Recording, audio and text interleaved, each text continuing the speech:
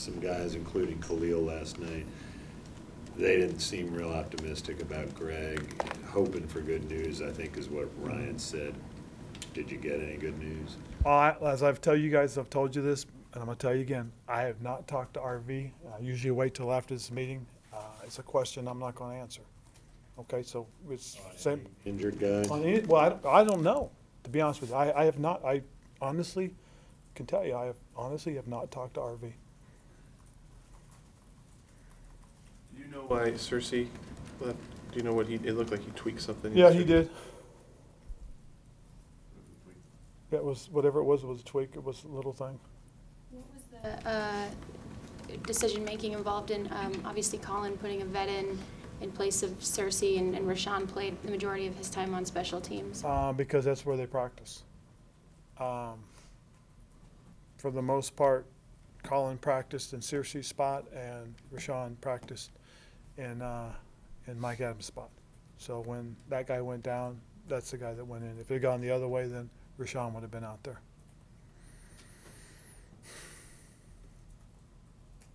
When you look at the tape of Cam's day yesterday, how would you evaluate his? I thought he had a good day. We had some opportunities to put more points on the board, and unfortunately we didn't. We had a couple things that happened that were unfortunate. We got the ball down the red zone, and obviously we'd like to score a touchdown, and instead we turned it over. We've got to protect the ball better. We've got to block better.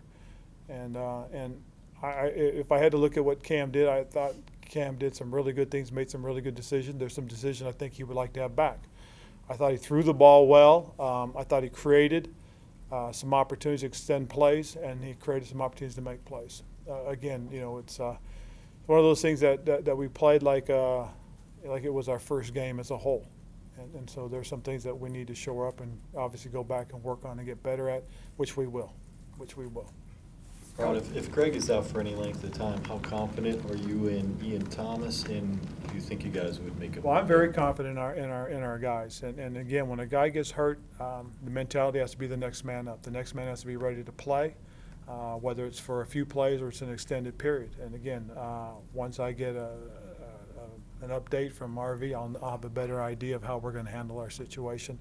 I'll sit down and talk with Marty, I'll talk with the coaches, and we'll go from there. But until I get an update, a medical update on all of our players, I can't tell you what we're going to do. Given that Ian's a rookie, how would you assess his readiness?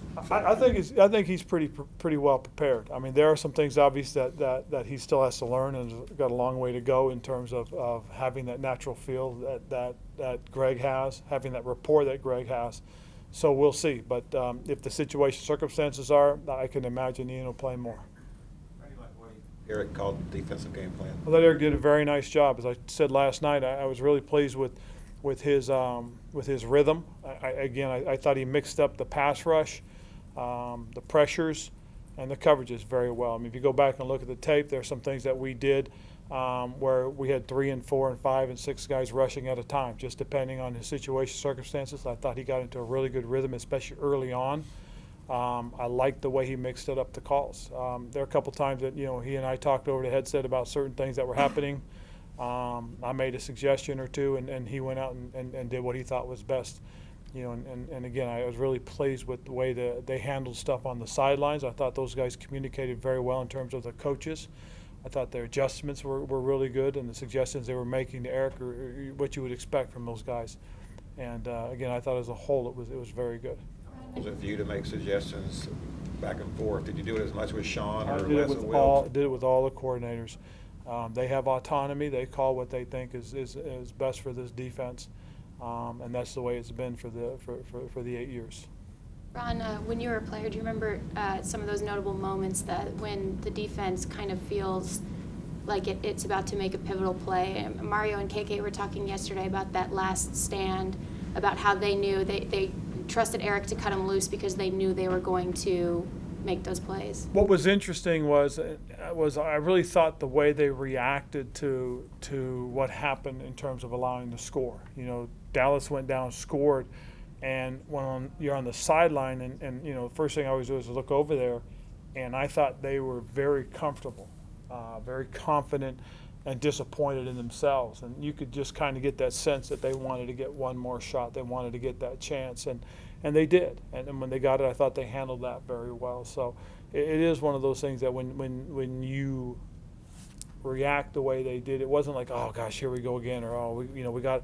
It was, all right, hey, this is, hey, when we get back out there, we got to make something happen. That's what I liked. I thought their approach to the next series was the right approach. Comfort level, it seems like Eric and vice versa, they have a lot of trust, especially with his experience as the former defensive line coach. When they say, when they tell each other, okay, this is time for us, we're going to go hit this gap, or this is where we're going, then there kind of seems to be a communication on both sides about that. Well, there is, and again, you talk about guys that have played together a long time. KK has been next to Mario for probably 5 years, I think, is there six seasons now. So those guys have a rapport. They have a feel for where one another needs to be or where one another's going. And again, that's something you do develop with confidence, with trust, and it's an important piece to the puzzle as a football team goes, that you trust guys to be where they're going to be, or you trust guys to do the things that they need to do. And that's exactly what happened in that case, in that instance, because if you go back and look at the last two series, KK comes out and makes a huge play, and and then we get the even bigger play at the end of the game by Mario. We talked a lot last week about gap discipline and contain and whatnot to slow down Elliott, but what did those negative plays, though, do to help in that cause? Well, the biggest thing, and again, it's kind of going into this game plan, it was about containment, and that's about being able to contain the quarterback, keeping him in the pocket, and not allow him to get outside of it, and then containing their running game. Not allowing them to stretch the front so that that Ezekiel can find that cutback. I mean, he's a tremendous cutback player. He's a tremendous stick your foot in the ground and get downhill player. So when we had those opportunities yesterday, we did them. When we didn't, the result was they drove the ball, and when they drove the ball, they got into a good position to score, and they did. Every play that happened in that sequence, if you go back and look at it, we weren't as disciplined as we had been earlier, and it cost us. That's why I said when they wanted to get back out there, it was because they felt they let themselves down, and I think that's great. So last week about the importance of special teams. How would you rate the special teams? With the exception of the missed field goal, or excuse me, the missed extra point, I thought it was outstanding. I thought they came in very well prepared. Kudos to, the kickoff and kickoff return were a wash. Both kickers kicked excellent balls, kicked them out of the end zone. But I thought punt and punt returners really made a big difference. I believe we netted about 42 yards per punt, and they only netted 35, I think it was. We averaged 15 yards on punt returns. We had a long of 30. That's a huge difference. Just the hidden yardage in the game. That means it's, for the most part, it's one less first down you've got to get as an offense. That was big. And so if you go back and look at that, you could point to that particularly. We had 3 punts inside the 20. Mike averaged, like I said, about 42.5 yards, I think it was, and 4.6 hang time. When you're putting the ball up in the air that long, you're giving your cover guys a chance. And we had some guys, really cover the heck out of it. DJ did a great job as a gunner. Jared Norris had a couple of big tackles for us. It's a tribute to the work that Chase and Heath have done with the special teams. TD's been one of your better blitzers the last couple of years. How would you assess the play of the guys who did the majority of the blitzing yesterday? Well, I thought Shaq came off the edge and did a couple things, got a sack, should have had a second sack. And then Luke came in on a loop in one of our blitzes and forced a sack. He should have actually had the sack himself, but because of that, I believe Wes cleaned it up. David Mayo had a hit on the quarterback as well. So I think, we're finding ways to replace what Thomas does for us for now. We've got 3 more games left to go without him. And again, it's part of, what we got to do as a defense to be able to replace somebody's productivity. I thought Shaq played a tremendous game. I really do. David, for the times and opportunities he played well. Captain did a nice job for us as well, doing the things that he needed to do.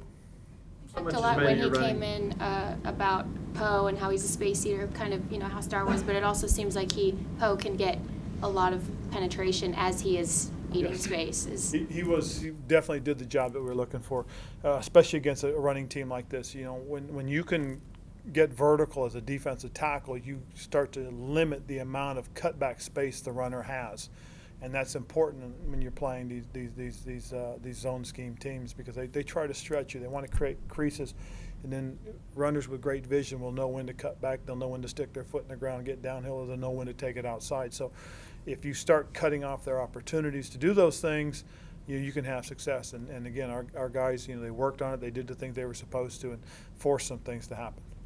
So much is made of your running balance. Cam leads the team in rushing, but you got production out of two other guys.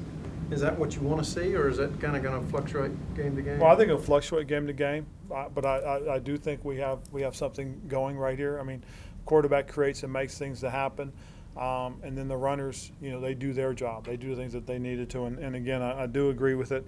It is a balance. I mean, I'd much rather see one of our runners lead us as opposed to our quarterback, but again, we're starting the process now. This is going into our second regular season game now. Half, when you guys end up spiking the ball and getting a field goal, is that your call on that, or how did that? Well, again, what happened at that? We ran a play. The quarterback had to scramble.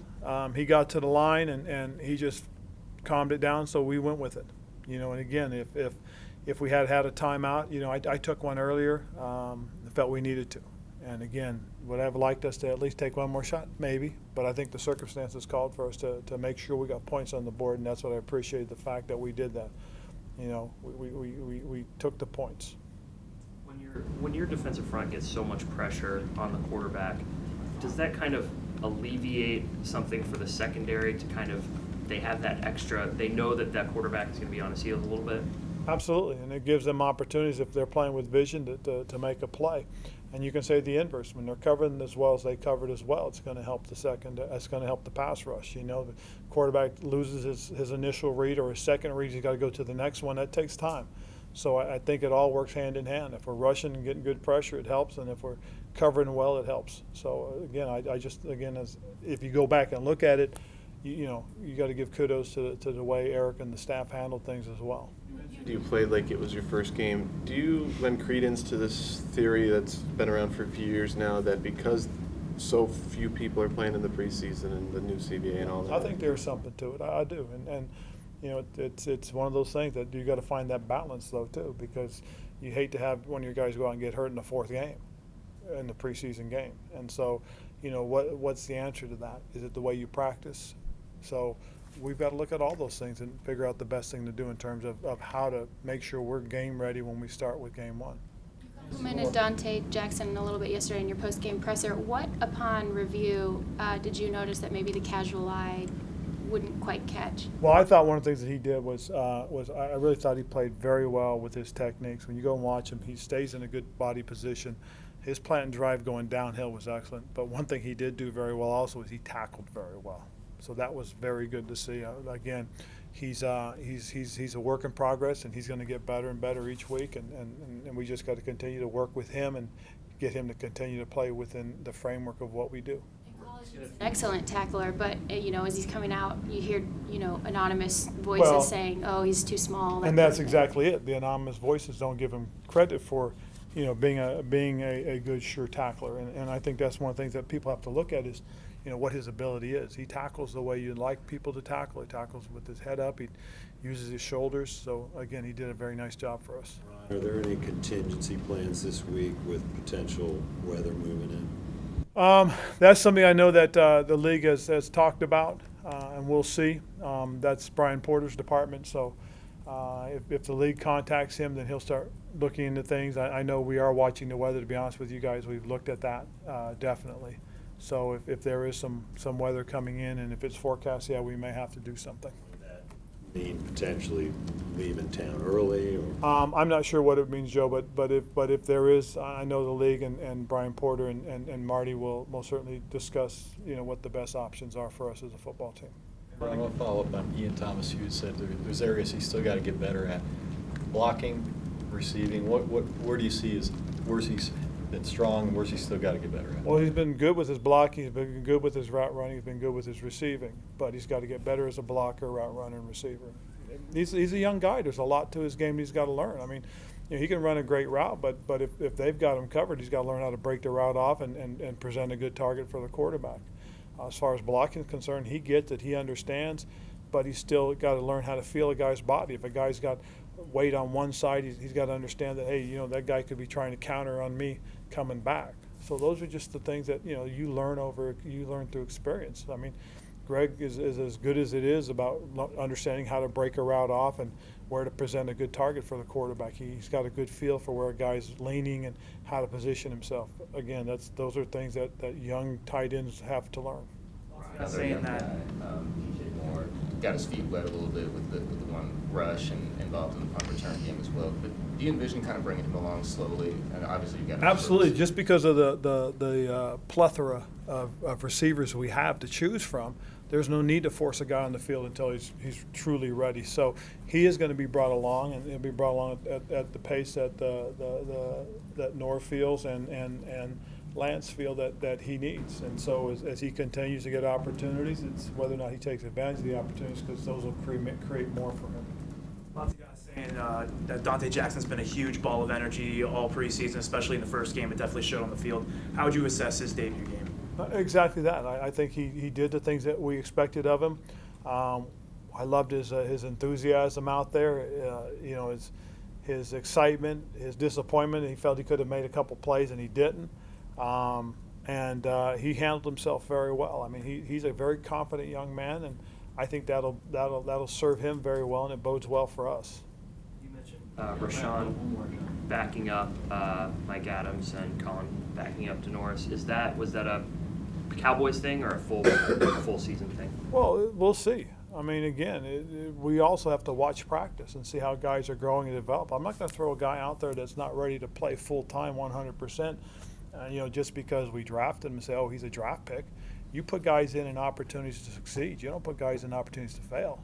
And if we're going to practice them at a strong or a free position, and the free goes down and he practiced the free that week, he'll play that position. It's something I learned way back early in my career. It's just you don't expose guys to situations that they're not prepared for, and that's on us as coaches. We got to make sure we're preparing to have success.